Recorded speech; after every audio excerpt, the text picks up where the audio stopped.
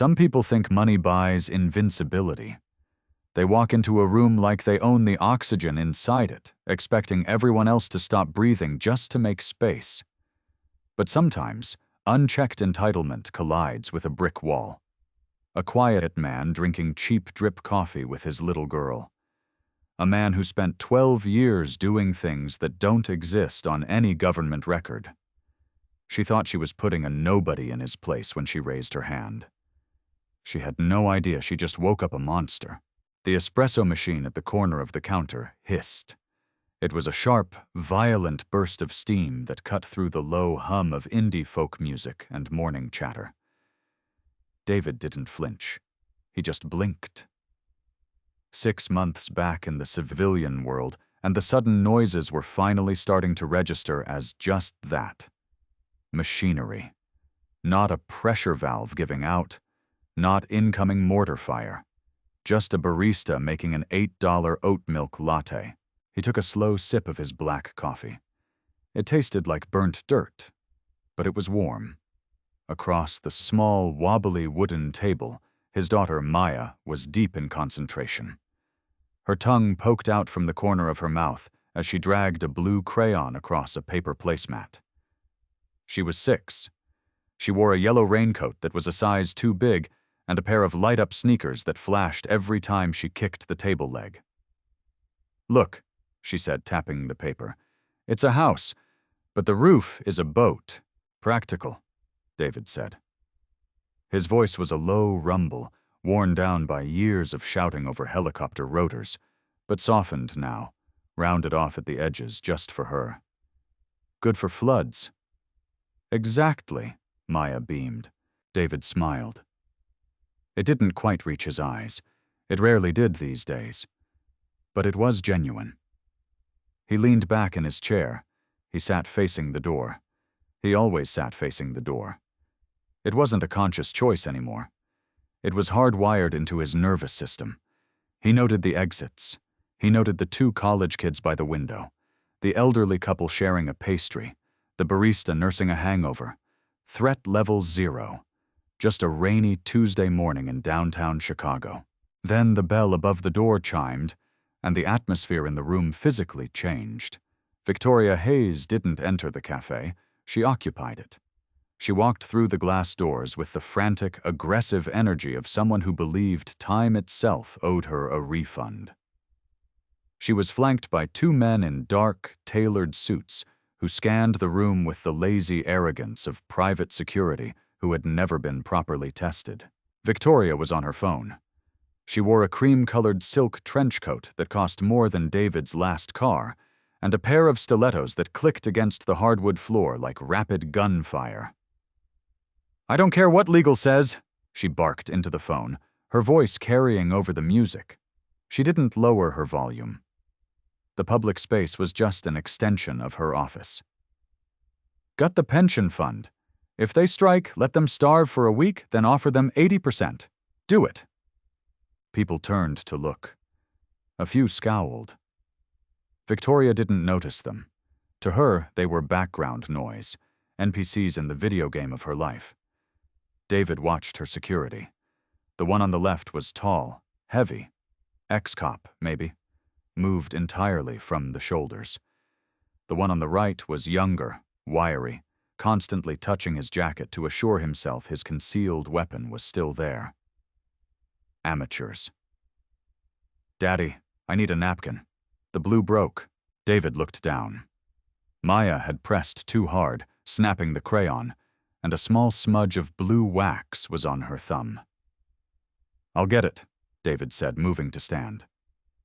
"I can do it," Maya insisted, already sliding out of the booth. She was in her independent phase. She darted toward the condiment station, her little shoes flashing red and green with every step. "Walk, Maya," David called out, a gentle warning. He watched her go. He watched Victoria Hayes marching toward the counter from the opposite direction, her eyes locked onto her phone screen, a storm of corporate rage distracting her from her immediate surroundings. The geometry of the room shifted. David saw the intersecting lines. He saw the blind spot created by the pastry display. He saw his daughter turning the corner with a handful of brown paper napkins. He saw Victoria cutting the same corner too fast, her security a step behind her. David moved. He didn't stand up. He practically glided out of the booth, his center of gravity low. But physics was faster. Maya bumped into Victoria's leg. It wasn't a hard collision, just a clumsy, childish misstep. But it was enough. Victoria, thrown off balance by her heels and her anger, stumbled. Her arm jerked. The phone slipped from her hand, clattering onto the floor, and in her flailing attempt to catch it, she knocked her hip against a small side table holding a stranger's freshly poured iced Americano. The plastic cup tipped. The lid popped. A dark, icy splash of espresso and milk erupted through the air, landing squarely across the front of Victoria's cream-colored silk coat. The cafe went dead silent. The hissing of the espresso machine stopped. Maya gasped, dropping her napkins, her small hands flying to her mouth. She looked up at the towering woman, her little eyes wide with immediate terror. "I'm sorry," she squeaked. Victoria stood frozen. She looked down at the dark, spreading stain on her coat. Then she looked down at the child. David was already there. He stepped smoothly between his daughter and the woman. He put a large, calloused hand on Maya's shoulder, pulling her gently behind his leg. "Are you okay?" David asked. He wasn't looking at Victoria. He was looking down at his daughter. "I'm sorry," Maya whimpered again, burying her face into his jeans. Victoria finally found her breath. When she inhaled, it sounded like a saw hitting a rusty nail. "Are you okay?" Victoria repeated, her voice trembling with a rage so pure it was almost vibrating. She looked at David, her eyes sweeping over to his faded flannel shirt, his scuffed boots, the plain canvas jacket. "Are you out of your mind? Look at me." David straightened up. He was not a massive man, but there was a density to him, a quiet solidity. He looked at the coat.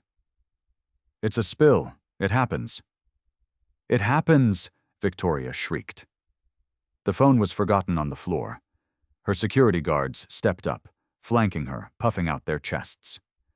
"This is custom-tailored, Valentino. It's a $4,000 coat.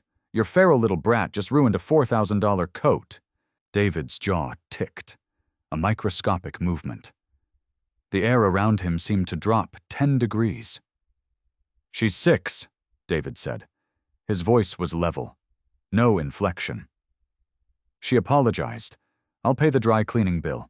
"Dry cleaning?" Victoria let out a sharp, ugly laugh. "You can't dry clean this, it's ruined. You're going to buy me a new one." She took a step forward, invading his personal space. She smelled like expensive perfume and stale adrenaline. "But looking at you, I doubt you could afford the buttons." "Lady," David said softly, "take a breath. It's just a coat. You're scaring my kid." "I don't give a damn about your kid!" Victoria yelled, losing the last shred of her composure. She pointed a manicured finger an inch from David's nose. "You people, you breed, you drag your brats into public spaces, and you expect the rest of us to just navigate your miserable, chaotic little lives. I want your name. I want your insurance. I want your—" "You're done talking now," David interrupted. He didn't raise his voice, but the absolute, crushing authority in those 5 words physically stalled her. It was a command issued by a man who was entirely used to being obeyed in life-or-death situations. Victoria blinked. For a fraction of a second, confusion overrode her anger. No one spoke to her like that. Board members cowered when she raised her voice. Vice presidents resigned rather than face her temper. And then the rage doubled. The sheer indignity of being dismissed by a nobody in a flannel shirt snapped the tether. "Don't you ever tell me?" she started. And as she spoke, she drew her hand back. It wasn't a calculated strike. It was a tantrum. A violent, impulsive swing fueled by ego and the absolute certainty that there would be no consequences. Her palm connected with David's left cheek. Crack. The sound echoed in the quiet cafe. It was sharp, loud, a fleshy whip crack that made the barista flinch and the elderly couple at the window gasp. Behind David's leg, Maya started to cry.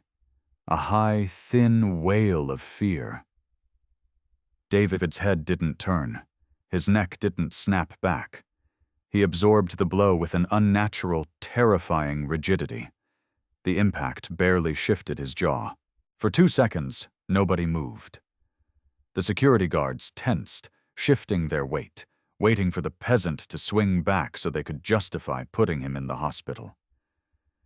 Victoria stood there, her chest heaving, her hand stinging. She waited for the reaction. She expected yelling. She expected him to hold his face, to threaten a lawsuit, to posture and curse. Instead, David just looked at her. His eyes, previously dull and tired, were suddenly completely, horrifyingly clear. The father holding a coffee cup was gone. The man who stood there now was a hollowed-out weapon. A switch had been flipped deep inside his brain, bypassing social conditioning, bypassing fear, routing directly to the cold, analytical centers of threat assessment. He didn't see a billionaire CEO. He saw a hostel. He didn't see 2 bodyguards. He saw meat. Obstacles. David slowly turned his head back to the center. A faint red mark was blossoming on his cheek. "Daddy!" Maya cried, tugging at his jeans. David reached down with his left hand, patting her head without looking away from Victoria. "It's okay, Bug. Close your eyes for a second." Victoria felt a sudden, inexplicable drop in her stomach.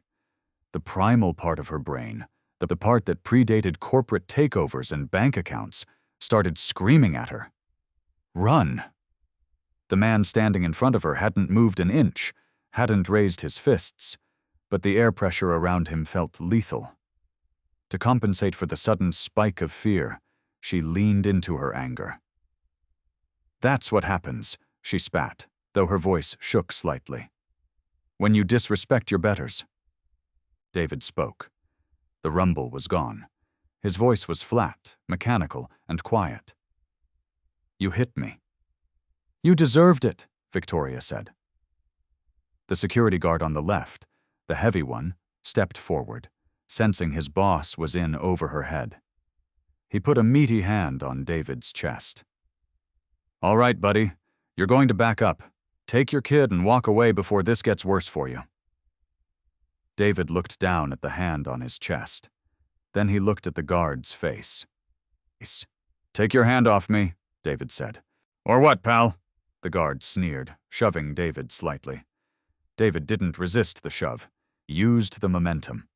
In a movement so fast it blurred in the eyes of the onlookers, David's right hand shot up. He didn't make a fist. He drove the web of his hand straight into the guard's throat, not hard enough to crush the windpipe, but precise enough to paralyze the gag reflex. At the exact same moment, his left foot swept behind the guard's front ankle. The massive man went down hard, hitting the wooden floor with a sickening thud. He gagged, clutching his throat, his eyes bulging as he fought for a breath that wouldn't come. The second guard, the wiry one, panicked. He reached inside his jacket, his hand scrambling for the butt of his pistol. He never made it. David stepped over the gasping man on the floor, closing the distance to the second guard in a fraction of a second. He clamped his left hand down hard over the guard's jacket, trapping the gun and the hand against the man's ribs. With his right hand, David grabbed the man's lapel, pivoted his hips, and drove his knee upward into the guard's solar plexus with the force of a battering ram. The air rushed out of the guard's lungs in a violent hiss. His knees buckled. David didn't let him fall. He kept him pinned, leaning in close. "You draw a weapon in a room full of civilians," David whispered into the guard's ear, his tone conversational.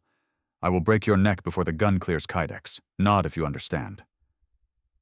The guard, pale and suffocating, nodded frantically. David released him. The man crumpled to the floor next to his partner, wheezing and clutching his ribs. Total elapsed time. 4 seconds. The cafe was perfectly still. Nobody screamed. Nobody ran. They were too shocked. The violence had been executed with such surgical, emotionless efficiency that it didn't look like a bar fight. It looked like a magic trick. David adjusted his flannel shirt.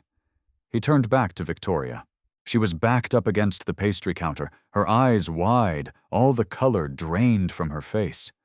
Her $4,000 ruined coat was suddenly the least of her problems.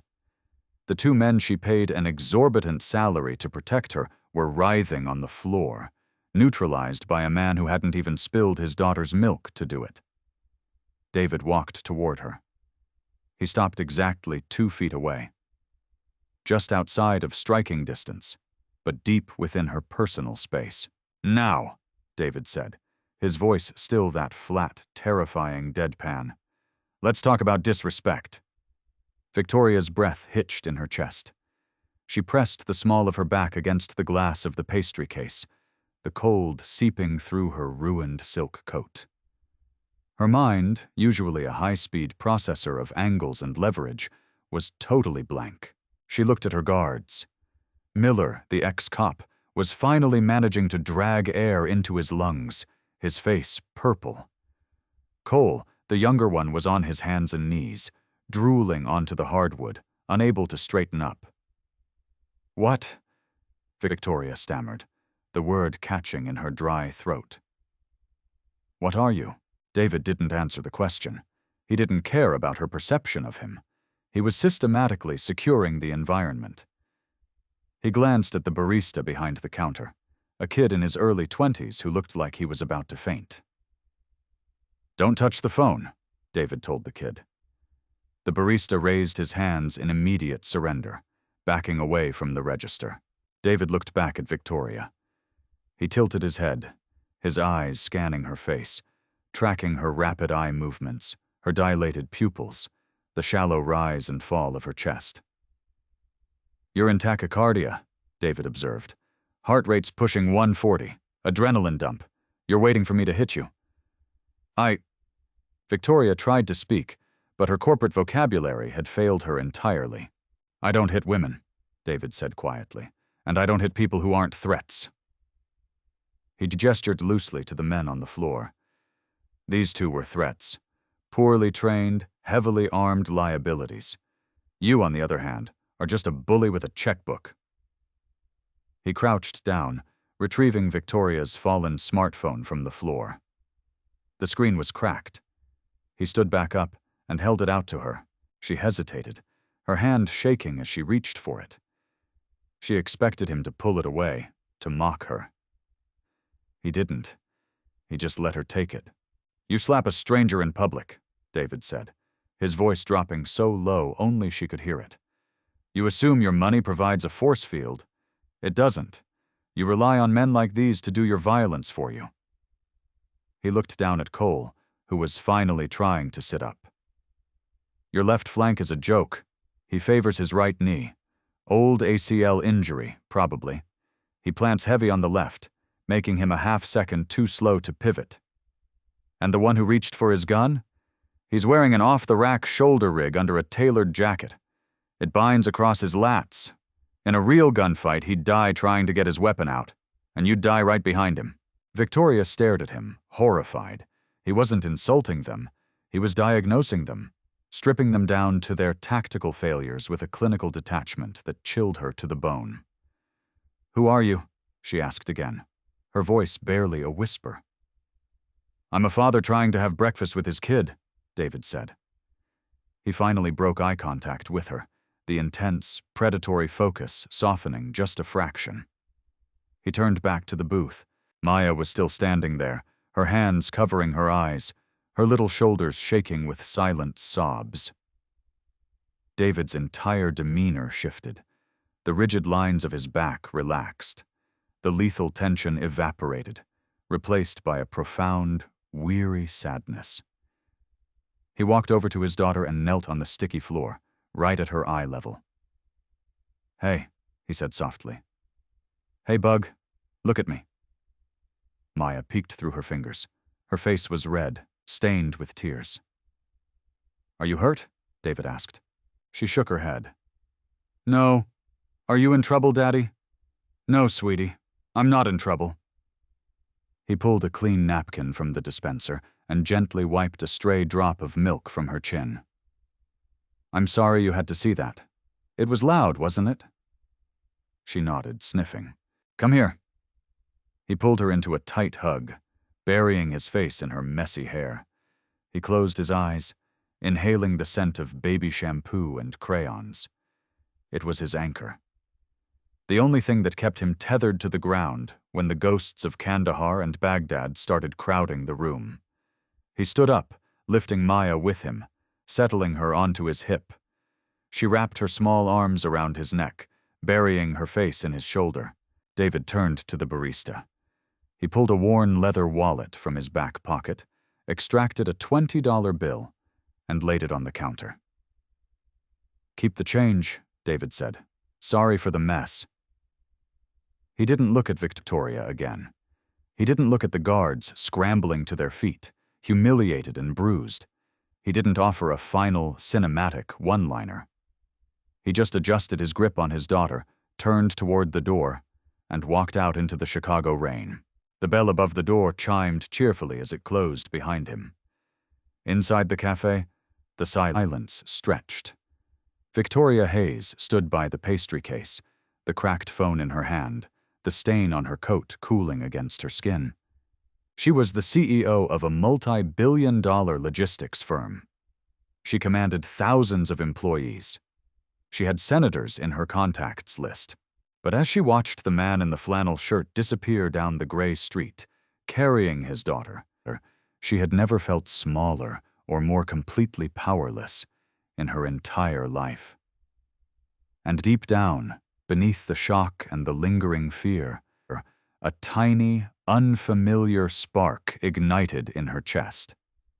It wasn't anger. It was obsession. She needed to know exactly whose path she had just crossed. The rain had picked up by the time David reached his truck. It was an old Ford. The paint faded to a chalky blue, the floorboards dusted with dried mud and crushed Cheerios.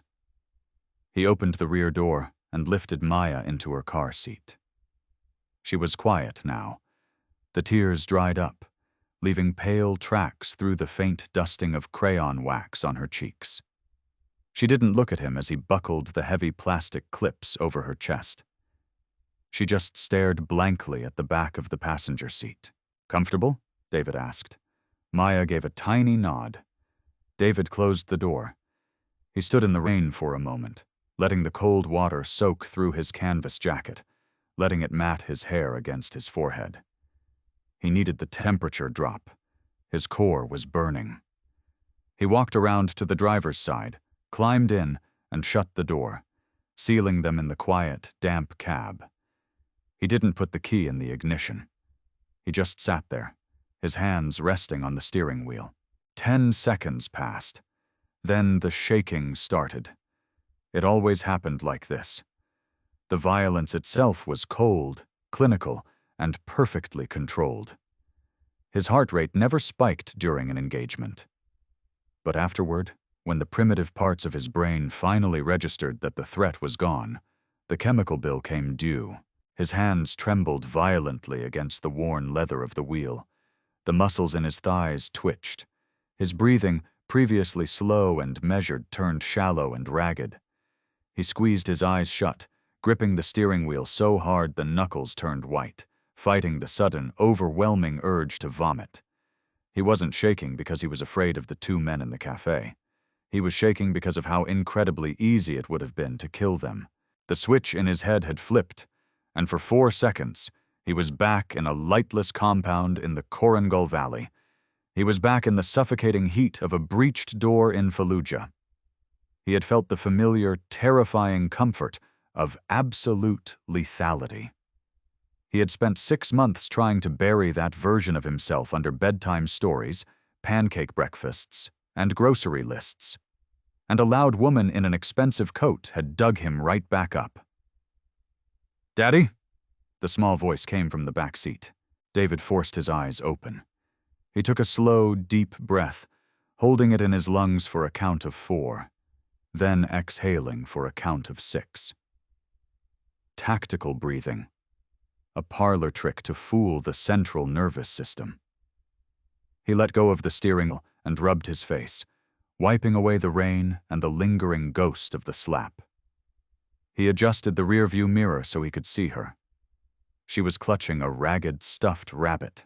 "Yeah, Bug," he said. His voice was steady. It cost him a massive amount of physical energy to make it sound that way. "Why was that lady so mad at you?" Maya asked. Her brow was furrowed in genuine confusion. "You didn't bump her. I did." David turned the key.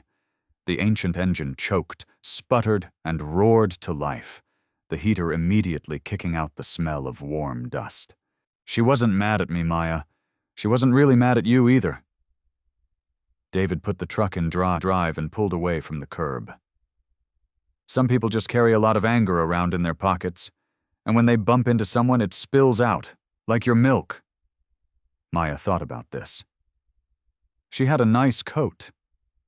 "She did," David agreed, watching the windshield wipers slap back and forth.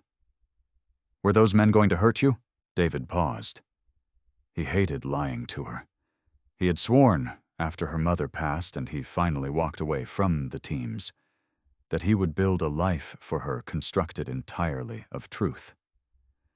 But the truth of what had just happened in that cafe was too heavy for a 6-year-old to carry. "No," David said softly. "They just forgot their manners. I had to remind them." Maya seemed to accept this. The rhythm of the road and the warmth of the cab worked their heavy magic on her. By the time they reached the bridge, her eyes were drooping. David drove toward the industrial district on the city's edge. He rented a small warehouse space there, a cavernous room of cinder block and corrugated steel. It was where he spent his days restoring antique wooden boats. It was quiet, yet solitary work. It required patience, precision, and an eye for the grain of things that had been damaged by time and water. It was the only kind of therapy he could stomach. He parked the truck inside the loading bay and carried a sleeping Maya to the small, makeshift office in the corner. He laid her gently on a battered leather sofa, draping a heavy wool blanket over her. He stood there for a long time, watching her chest rise and fall. He looked at her tiny hands, completely relaxed in sleep. He looked down at his own hands.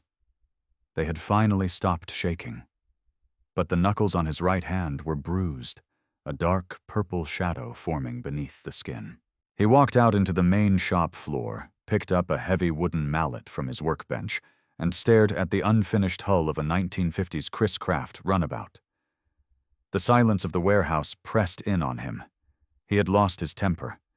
He had let the monster out of the cage, even for just a few seconds, in front of his daughter.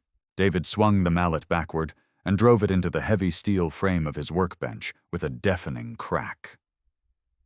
The impact shattered the wooden handle, sending splinters flying across the concrete floor. He dropped the broken heavy end. He stood in the quiet dust, breathing hard, entirely alone. 50 floors above the rain-slicked streets, the air in Victoria Hayes's office was climate-controlled, triple-filtered, and perfectly still. The room was a monument to modern corporate warfare. Floor-to-ceiling glass offered a panoramic view of the Chicago skyline, rendering the people on the sidewalks into meaningless, crawling pixels. The furniture was all sharp angles, cold steel, and black leather. There was not a single personal item in the room. No photos, no art. Just the architecture of power. Victoria stood by the glass, holding a tumbler of sparkling water. The ice clinked softly against the crystal as her hand trembled. She took a sip. The water tasted like ash. Her $4,000 Valentino trench coat was stuffed unceremoniously into a sleek, stainless steel trash can near the door. It looked like a dead animal. Her cheek still carried a faint flush of adrenaline, and a dull ache throbbed at the base of her skull. The heavy oak door to her office clicked open. Thomas stepped in. He was a man in his late 50s, wearing a charcoal suit that was expensive but unassuming. Thomas wasn't a glorified bouncer like the two idiots Victoria had left nursing their ribs at the local precinct. Thomas was her director of global security. He was a former intelligence officer who specialized in making corporate problems disappear before they ever reached the boardroom. He closed the door softly behind him. He carried a slim tablet. "I handled the police," Thomas said. His voice was smooth, devoid of judgment. "Cole has 3 broken ribs and a bruised sternum. Miller has a hairline fracture in his larynx. The cafe owner accepted $20,000 to permanently delete their local server backup and report a sudden failure of their CCTV cameras to the responding officers." Victoria didn't turn around. "Good. Fire Miller and Cole. Severance contingent on strict NDAs. If they breathe a word about getting dismantled by a lumberjack, I'll bury them in litigation until they die of old age." "Already done," Thomas said. He stepped closer to her desk, placing the tablet down on the pristine glass surface. "But we have a problem regarding the lumberjack, as you called him." Victoria finally turned away from the window. She set her glass down. "A problem? Did he go to this press?" "No," Thomas said. He tapped the tablet screen. A paused, grainy image from a street traffic camera appeared.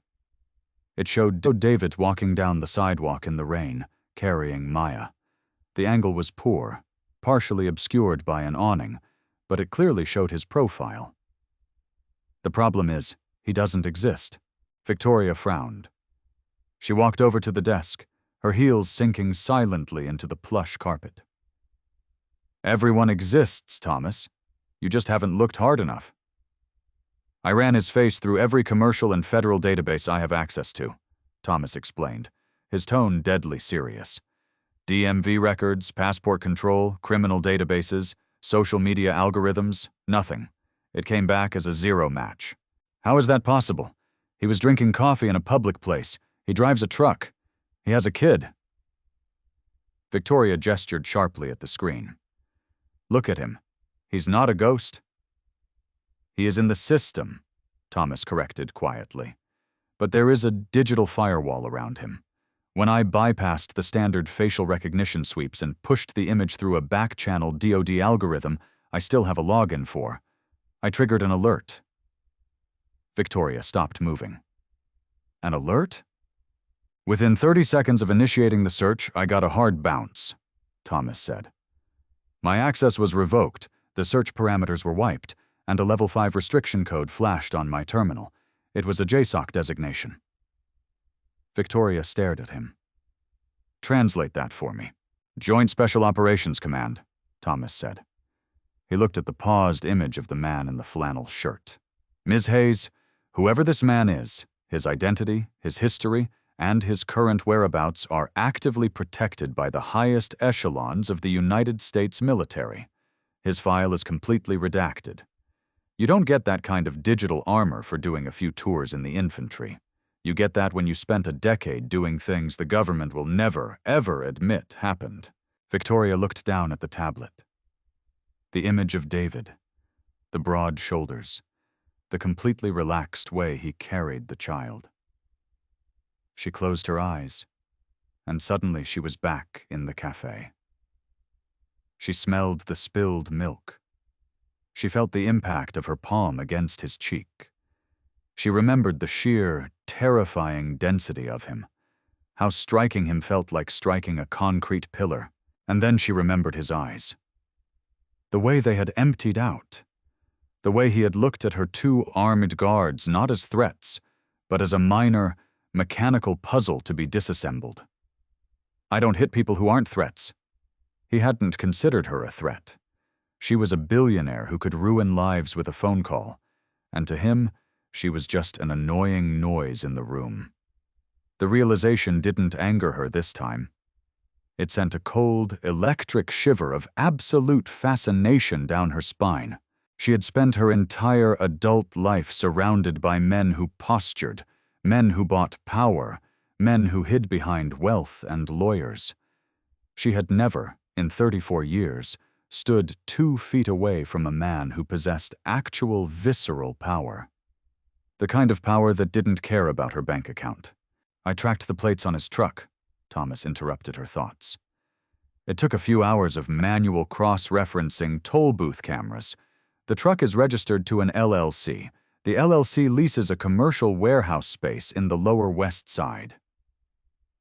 Thomas slid a small slip of paper across the glass desk. "An address?"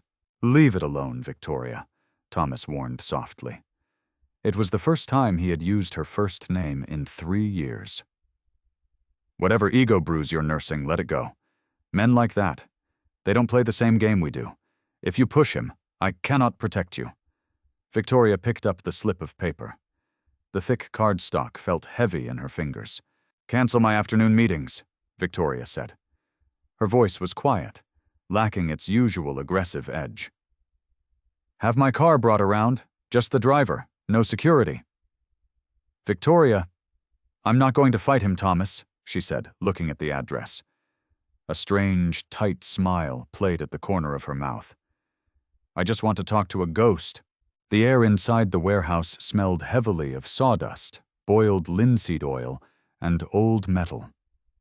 It was a warm, organic scent that stood in stark contrast to the sterile, ozone-tinged air of Victoria's corporate tower. She stood just inside the massive rolling steel door, letting her eyes adjust to the dim light. Dust motes danced lazily in the shafts of gray afternoon sunlight, filtering through high, grime-caked windows. She was severely overdressed. She had traded the ruined Valentino for a sleek, black Alexander McQueen tailored suit. But in the middle of a boat restoration shop, she still looked like an alien who had taken a wrong turn at a fashion show. She heard the rhythmic, scraping sound of sandpaper on wood before she saw him. David was at the far end of the shop, standing beside the massive, overturned wooden hull of a classic boat. He was wearing a faded gray t-shirt and work jeans dusted with pale wood shavings. He was hand-sanding the curving mahogany frame. His movements were slow, deliberate, and entirely focused. Victoria took a breath, steeling herself, and began the long walk across the concrete floor. Her heels clicked loudly, echoing in the cavernous space. It was a sound designed to announce her arrival, to command attention. David didn't look up. He didn't break his rhythm. Scrape, scrape, scrape. She stopped 10 feet away from him.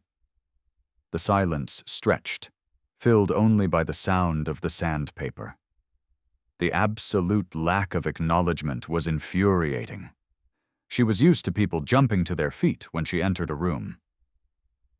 "I'm surprised you don't have better security," Victoria finally said, her voice echoing slightly. "Given your background," David blew a layer of fine dust off the wood. He ran a bare hand over the sanded curve, checking for imperfections. He didn't look at her. "I don't need security," David said. His voice was low, carrying effortlessly across the space. And the door was open. "You know who I am," Victoria said. It wasn't a question. David finally stopped sanding. He turned slowly, leaning his hip against the hull of the boat, the block of sandpaper resting loosely in his hand. He looked at her. Really looked at her. Victoria felt the sudden, irrational urge to check her posture. Standing in front of him, stripped of her office, her guards, and her home field advantage, she felt dangerously exposed. "Victoria Hayes," David recited flatly, "CEO of Vanguard Logistics. You took over the company from your father 4 years ago, aggressively expanded into automated freight, gutted 3 unions, and you're currently under investigation by the SEC for aggressive short-selling practices, though nothing will stick because your lawyers are better than the government's. Victoria blinked, stunned. How do you know all that? I read the Wall Street Journal, David said dryly. And I know how to use Google. It doesn't require a security clearance. He tossed the sanding block onto a nearby workbench and picked up a clean rag, wiping the dust from his hands. Why are you here, Ms. Hayes? David asked. You want to drop a lawsuit on me for damaging your private army? I think we both know that police report wouldn't hold up. I fired them, Victoria said. She took a step closer, crossing her arms over her chest defensively. They were incompetent. They were dead men walking, David corrected her softly. You put 2 armed amateurs in a confined space with civilians and let them escalate a situation over spilled coffee. You're lucky nobody died. The blunt reality of his words hit her like a physical weight. The arrogance she had brought with her began to fracture. She started, her voice wavering for a fraction of a second. She cleared her throat, recovering her corporate armor. I came to offer compensation. David stared at her. A slow, dark amusement flickered in his eyes. Compensation? For the incident this morning, Victoria said, lifting her chin. She reached into her tailored jacket and pulled out a slim, black leather checkbook. I am willing to offer you a substantial sum, a settlement. In exchange, you sign a standard non-disclosure agreement regarding what happened in the cafe. No press, no viral videos. David didn't move to take the checkbook. He just looked at it, then looked back at her face. The silence this time was heavier, suffocating. You're terrified, David observed quietly. I am not. You tracked me down, David interrupted, his voice dropping in volume, forcing her to lean in to hear him. You bypassed police channels. You likely had your security apparatus dig into my background, and they hit a brick wall, and that terrified you, because you realize you picked a fight with something your money can't categorize. Victoria's hand, holding the checkbook, slowly lowered to her side. Her throat felt incredibly dry. You're standing in my shop, David continued, taking one slow step toward her. Offering me money I don't want, for a secret I don't care about keeping. Trying to buy back the control you lost the second you raised your hand to me. He stopped just out of arm's reach. He smelled like sawdust and honest sweat. Put your checkbook away, Victoria, David said. His tone wasn't angry. It was something far worse. It was pitying. You have nothing I want. Now, my daughter is sleeping in the back office and I have a hull to finish. Show yourself out. He turned his back on her, picked up the sanding block, and returned to the wood. Scrape, scrape, scrape. Victoria stood frozen. She had been dismissed. Completely, utterly dismissed. Not with a shout, not with a threat, but with an absolute, crushing indifference that made her billions feel entirely worthless. She turned and walked slowly back toward the rolling steel door. But as she stepped out into the damp Chicago afternoon, she didn't feel the closure she came for. She felt the hook sink deeper. 72 hours later, the illusion of Victoria's safety shattered entirely. It didn't happen in a boardroom. It happened in the underground parking garage of her high-rise condominium. The corporate espionage she was accustomed to involved offshore accounts, smear campaigns, and wire fraud. It was clean. It was fought with paper and digital signatures. She was fundamentally unprepared for the raw, kinetic brutality of a hostile takeover orchestrated by a cartel-backed logistics syndicate. She had refused to sell Vanguard's southern shipping routes to a shell corporation overseen by a board member named Richard. Richard was a man who smiled too much and sweated too little. Victoria thought she had outmaneuvered him with lawyers. Richard, it turned out, preferred crowbars. Her new security detail, 2 highly recommended private military contractors, were neutralized before Victoria even realized the ambient temperature in the garage had dropped. She was stepping out of the elevator. The first contractor took a suppressed round to the thigh and collapsed, screaming into the concrete. The second managed to draw his weapon before a black SUV accelerated from the shadows, pinning him brutally against a concrete pillar. The crunch of metal and bone echoed off the low ceiling. 4 men stepped out of the SUV. They didn't wear masks. They wore cheap suits and carried short-barreled rifles. They moved with the lazy confidence of men who knew the local police were at least 10 minutes away, and who only needed 2. Victoria ran. She didn't think. She just bolted. She abandoned her briefcase, kicked off her heels, and sprinted on bare feet across the cold, oil-slicked concrete toward the emergency stairwell. A bullet shattered the reinforced glass of the fire door an inch from her face, spraying her with sharp, glittering pebbles. She threw her weight against the push bar, stumbled into the stairwell, and slammed the heavy steel door behind her. She heard their heavy boots echoing on the pavement. Her phone was dead. Her security was bleeding out. She had billions of dollars in liquid assets, and in that dark, echoing stairwell, it couldn't buy her a single second of oxygen. She didn't run up to her penthouse. That was a trap. She ran down. 4 flights to the sub-basement maintenance exit that led to the service alley. She tore through the alley, the cold pavement ripping at the soles of her feet, rain immediately soaking her silk blouse. She flagged down a passing yellow cab on the main avenue, throwing herself into the back seat before the driver even fully stopped. "Drive," she gasped, her lungs burning, her hands shaking violently. The driver looked at her in the rearview mirror. A barefoot woman in ruined clothes with a terrified look in her eyes. He hit the gas. "Where to, lady?" Victoria opened her mouth. She thought of the police. She thought of Thomas. She thought of her lawyers. And then, a strange, crystalline clarity washed over her panic. None of those men could stop the people who had just stepped out of that SUV. They operated on a frequency of violence she had no countermeasure for. She only knew one person who did. "Lower West Side," Victoria said, her voice trembling. She rattled off the address of the warehouse. It was past 9 o'clock when the cab pulled away, leaving her standing in the rain outside the corrugated steel building.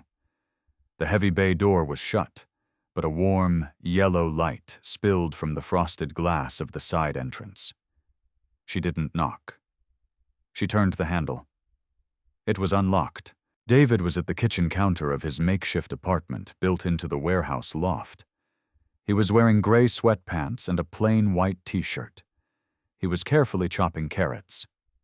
Maya sat on a tall stool next to him, wearing oversized pajamas, drawing on a tablet.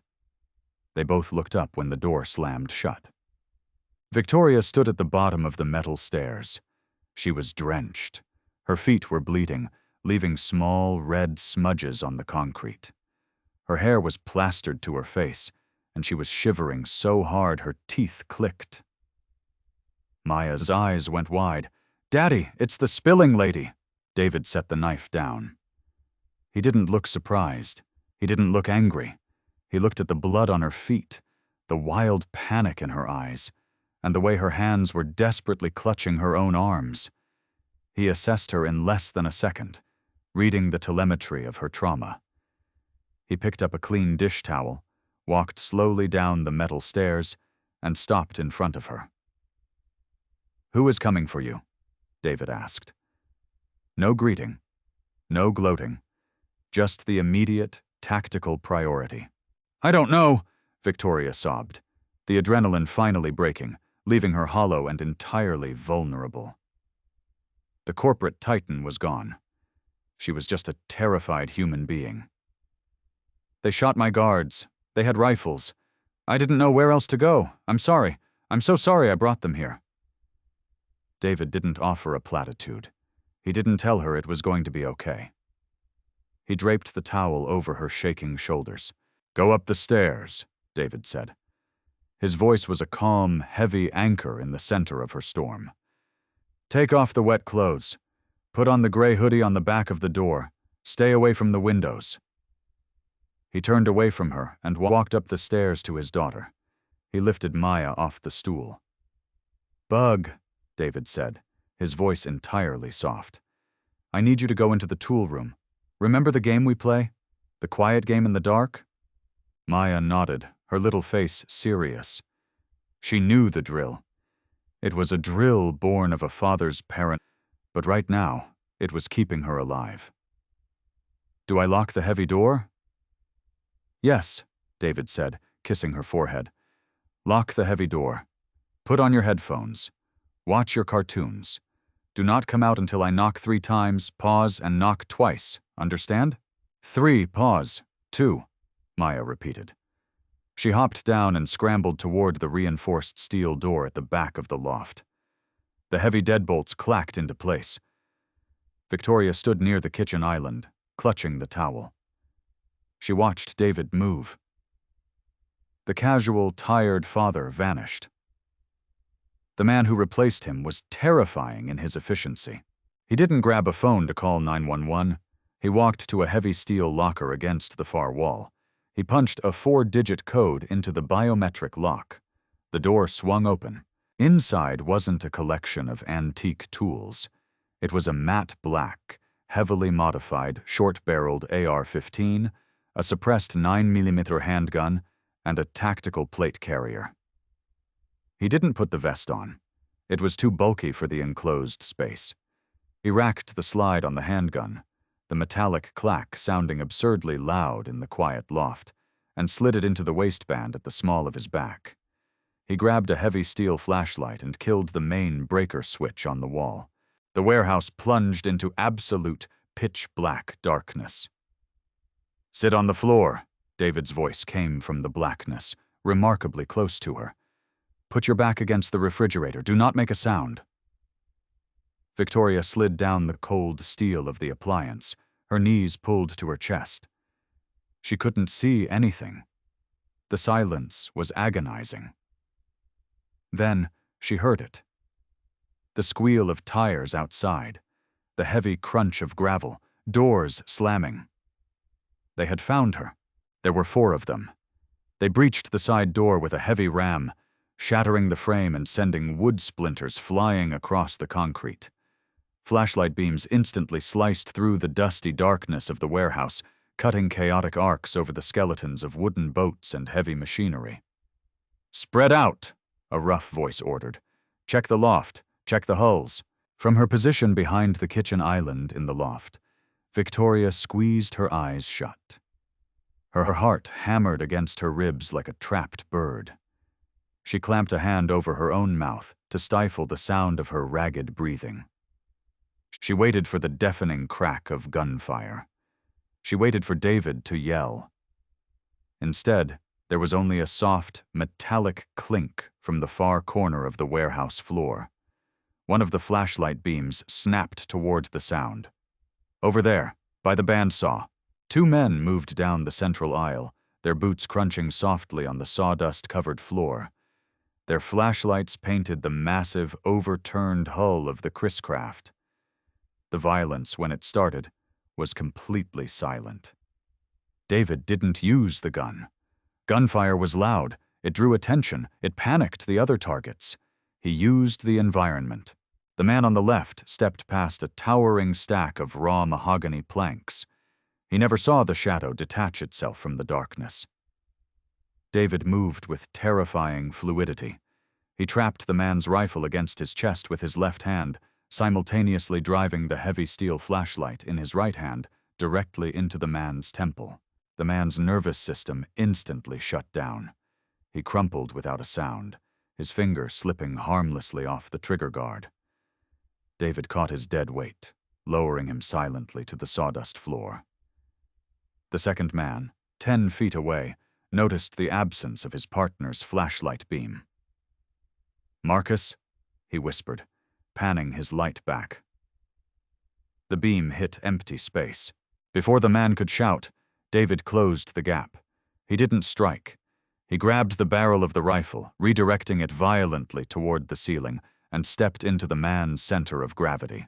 A sharp twist of his hips, a brutal strike to the tracheal cartilage, and the second man was down, gagging silently on the floor, fighting for air that wouldn't come.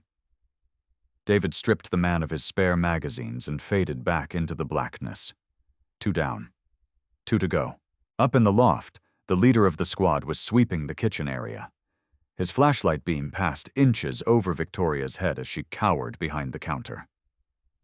"I don't like this," the fourth man said, his voice tight with rising panic. He was standing near the bottom of the metal stairs. "Marcus and Leo aren't answering comms."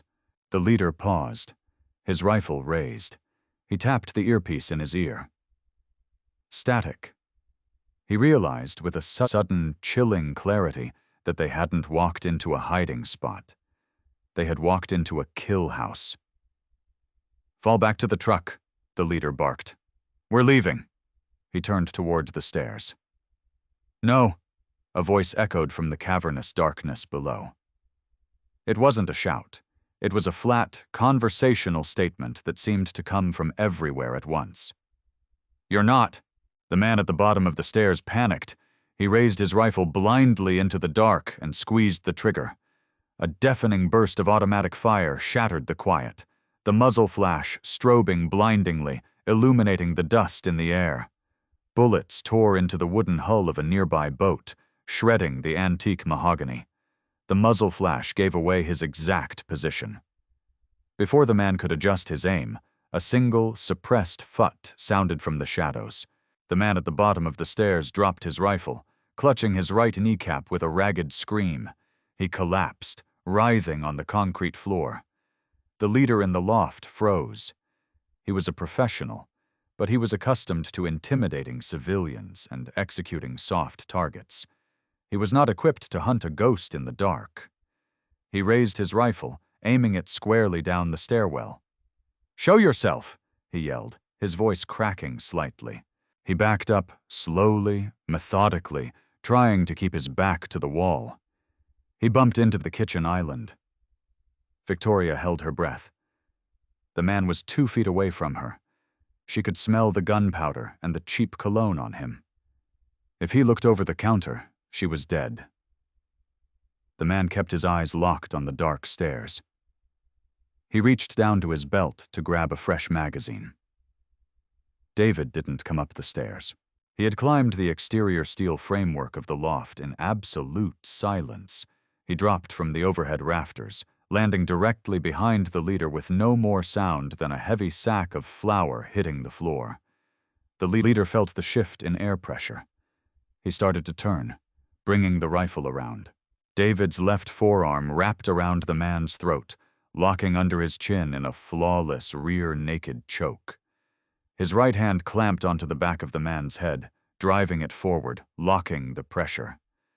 The man thrashed violently, kicking his heavy boots against the kitchen cabinets, trying to bring the rifle up. David didn't flinch. He just tightened the vise. He maintained perfect clinical leverage, cutting off the blood flow to the man's brain. 10 seconds later, the thrashing slowed. 15 seconds later, the man went completely limp. David held him for another 5 seconds to ensure unconsciousness, then let the heavy body slide to the floor. The warehouse was quiet again, save for the distant, muffled groans of the man with the shattered knee downstairs. David reached up and flipped the breaker switch. The harsh, fluorescent shop lights buzzed to life, flooding the space with brutal clarity. Victoria slowly raised her head over the counter. Her eyes were wide, taking in the carnage. The leader lay unconscious at her feet. Downstairs, she could see one man bleeding on the floor, and another 2 piled like discarded laundry near the heavy machinery. David stood in the center of the loft. He wasn't breathing heavily. His white t-shirt was clean, save for a single smudge of grease on his shoulder. He unloaded the leader's rifle with mechanical precision, dropped the magazine, and cleared the chamber. He looked at Victoria. "You can get up now," David said quietly. Victoria stood. Her legs felt like water. She looked at the bodies. then looked at the man who had systematically dismantled them in less than 3 minutes without raising his heart rate. She remembered slapping him in the cafe. The memory made her physically nauseous. She hadn't slapped a man. She had slapped a dormant landmine, and by some miracle of his own restraint, he hadn't detonated. "Who sent them?" David asked, stepping over the unconscious leader. "Richard," Victoria managed to croak. "A board member. I wouldn't sell." David nodded slowly. He pulled a zip tie from his pocket and efficiently bound the leader's wrists behind his back. "Make the call," David said. "To the police?" "No." David looked up at her, his eyes cold and pragmatic. "The police will ask questions you don't want to answer. They'll ask questions I can't answer. Call your fixer, the man who cleaned up the mess at the cafe. Tell him to bring a very large van." Victoria scrambled for the landline on the desk, dialing Thomas's direct number from memory. While she spoke, her voice shaking, David walked to the heavy steel door of the tool room. He knocked 3 times, paused, and knocked twice. A moment later, the deadbolts slid back. The heavy door swung open. Maya peeked out. She still had her bright pink headphones over her ears. She looked at David, then looked past him at the men on the floor. David immediately knelt, blocking her line of sight, taking her small face in his hands. "Hey, Bug," he said, his voice entirely transformed again, soft and warm. "Everything is fine. Just some messy people made a mess downstairs. We're going to stay in the room a little longer until a man comes to clean it up, okay?" Maya nodded, accepting this reality with the unsettling resilience of a child raised by a warrior. She hugged him tight. "You smell like gunpowder, Daddy." "I know, sweetie, I'm sorry." He kissed her cheek and gently closed the steel door again, locking it from the outside. He stood up and leaned against the doorframe, watching Victoria hang up the phone. The adrenaline was leaving his system, and the heavy, crushing exhaustion of the violence was settling into his bones. "He's coming," Victoria said quietly. She pulled the gray towel tighter around her shoulders. She looked at David, truly seeing him for the first time.